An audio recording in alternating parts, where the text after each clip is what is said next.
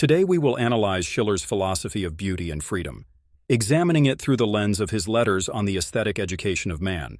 In an era marked by the upheavals of the French Revolution and the specialization of the industrial age, Schiller presents aesthetic education as essential for harmonizing the sensory and rational aspects of human nature. We will explore Schiller's idea that beauty is not merely an aesthetic category, but a fundamental principle that enables inner liberation and moral development.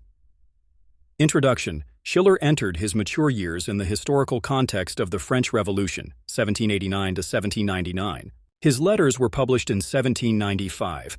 Like all thinkers of Western philosophy at the time, this historical event left its mark on Schiller and his work, shaping the foundation from which he created and the challenges he sought to resolve. This attempt to democratize political and material power was a unique event that demanded new forms of social organization and summoned Europe's educated minds to contribute to its resolution. The revolution had already been ideologically prepared by liberal political thinkers and Enlightenment ideals, anticipating the direction of historical development after its occurrence.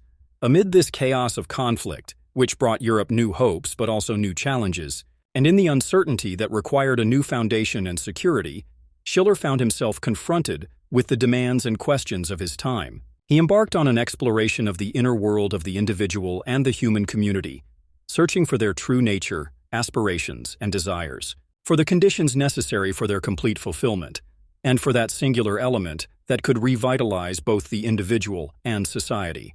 Only through such a mutual relationship could a complete and mature individual continuously emerge, free from the contradictions of conflicting internal forces.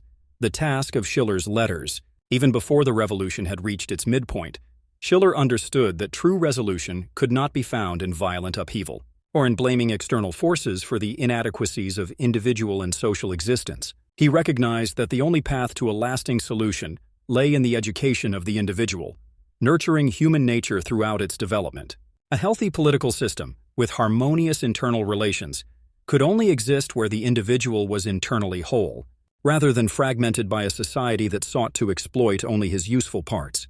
Instead, society should elevate the individual to a higher understanding of his nature, so that he, in turn, could contribute to the community in the same way. Neither pure enlightenment, which placed reason as the absolute measure of all things while neglecting emotions, nor sheer sensualism, which lacked self-awareness, could achieve this. True education, Schiller argued, must harmonize both aspects, reason and sensation, allowing them to constructively interact. Only in this dynamic balance could the magic of complete human existence and knowledge emerge, forming the sole path to human redemption.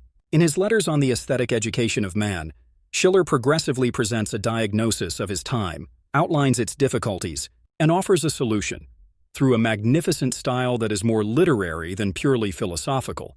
Though borrowing philosophy's depth, themes, and concepts, he illuminates a new path and paints a vision of hope with the colorful palette of his refined language. His eloquence remains unwavering throughout all 27 letters.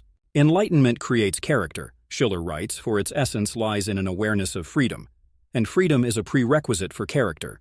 Only by overcoming base instincts can humans develop self-reflection, which fosters transcendence, a higher state in which fleeting human conditions are integrated into a unified whole. Character, in turn, cultivates a love for wisdom, and the pursuit of wisdom shapes personality as a harmonious entity that recognizes its place within the larger whole and continuously affirms it. To be wise, one must be intelligent, and enlightenment arises first from character, for the intellect can only be reached through the heart. Therefore, enlightenment is crucial because it creates the possibility of loving wisdom. For such a deep, intimate, and immediate relationship with the broader function and meaning of existence, one must first be whole, harmonious, and capable of evenly developing one's abilities. However, Schiller's era was marked by increasing specialization and division of labor, which drove people into distinct directions, cultivating only a few of their faculties.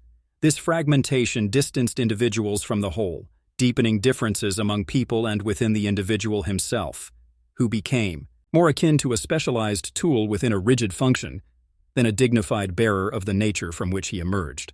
Schiller argued that only through nature did man gain the potential for moral awareness and freedom. He wrote, "Nature does not begin better with man than with its other creations. It acts on his behalf when his free intelligence is not yet capable of acting independently.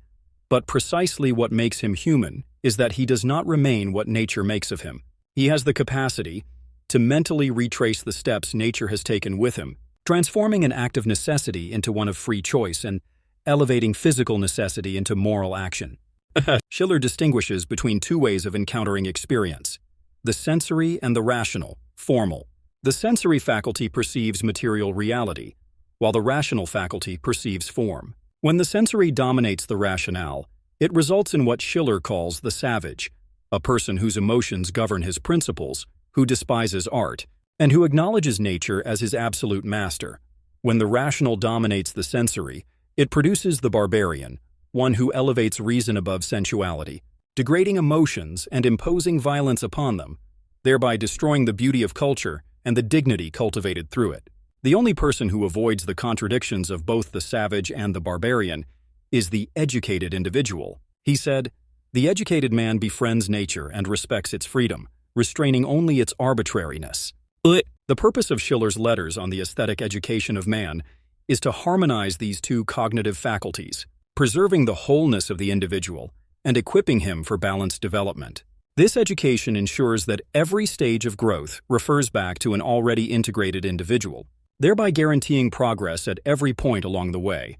Unlike a watchmaker, who can stop the movement of a clock to repair it, society cannot be paused for intervention. Therefore, improvements must be made while it continues to function. In attempting to reconcile the sensory and the rational, Shiller responds to the demands of his time, a period of accelerating industrialization and specialization, which increasingly fragmented human faculties, alienated them from one another, and often set them in conflict.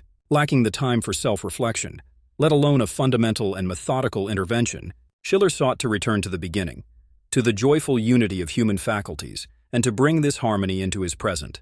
Faced with the confusion and disorder of his age, he longed for the serene unity of antiquity, where goodness, beauty, and reason stood in unbreakable synergy, where one could not conceive of one without also considering the other two.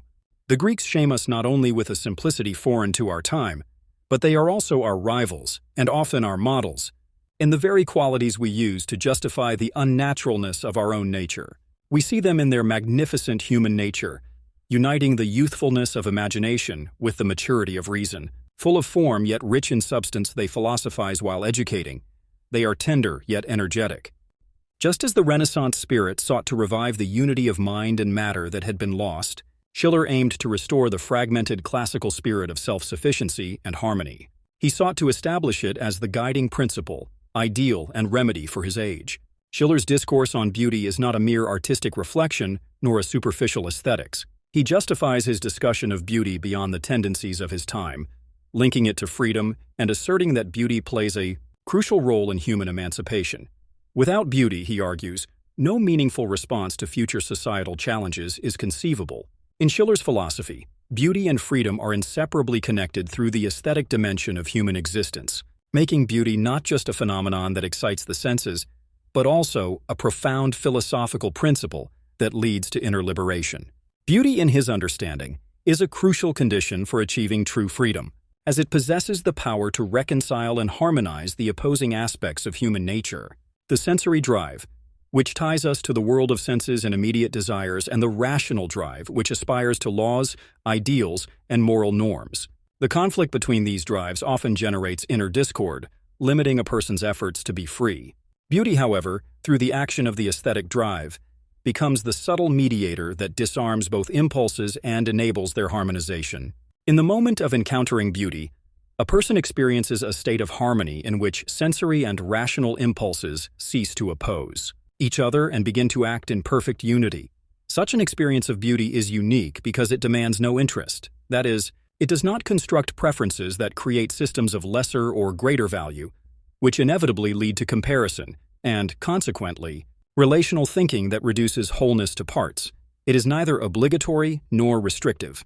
Beauty does not impose but liberates, creating a space where a person can feel free from any internal or external constraints, as they are no longer subordinate to their sensory impulses or the dictates of reason. For Shiller, aesthetic freedom, which beauty enables, is not merely an ornament of human life. It is the foundation without which true moral freedom cannot exist. Moral freedom, reflected in a person's ability to act in accordance with reason and moral ideals, becomes attainable only when the individual develops their aesthetic dimension. Beauty, by freeing a person from the tyranny of the senses and cold rationality, prepares them for elevated moral choices, allowing them to act not out of fear or self-interest, but from a free insight into what is good and just. Beauty plays a key role in connecting nature and spirit. It frees a person from the state of natural necessity, where they are subject to instincts and drives, and introduces them into the world of culture, where they become capable of free, conscious, and creative action. However, the significance of beauty is not limited to the individual, as it also has a universal, collective dimension. Through art and aesthetics, beauty creates a space of unity, where people can transcend social differences and find a sense of mutual understanding, freedom, and justice. Shiller emphasizes that beauty is not an end in itself but a means to a deeper goal, the liberation of man and his elevation to a higher form of existence. Beauty harmonizes the inner nature of man, liberates him for autonomous action, and prepares him for moral life. The aesthetic freedom that arises from it becomes a prerequisite for moral freedom, and thus the foundation of true human freedom. Only a person who is aesthetically educated can live in accordance with moral ideals and contribute to a free, harmonious, and just society, making beauty an inseparable part of their destiny. It is fascinating how, and with what depth of insight, Shiller recognizes that moment of beauty before which every thought halts, before which every question disappears, including the question of meaning itself. This moment, which carries within it the fullness of being, gathering all human spaces into a single place, into one harmony, into a single wholeness, becomes for him the key to man's elevation beyond the vicious cycle of sensuality and established patterns of thought. That single moment is, for him, a window into a world of a higher order, a world where order is not fragmented into disconnected parts, that can be taken and assembled at will, but is instead a kingdom of the gathered, the serene, yet the most intensely living spirit. Through these windows, through beauty, which occasionally opens to us, this spirit invites us to a play where every moment is infinite and eternal. For in harmony and wholeness there is no dissonant movement measured by time or anticipation of more harmonious tones and gestures.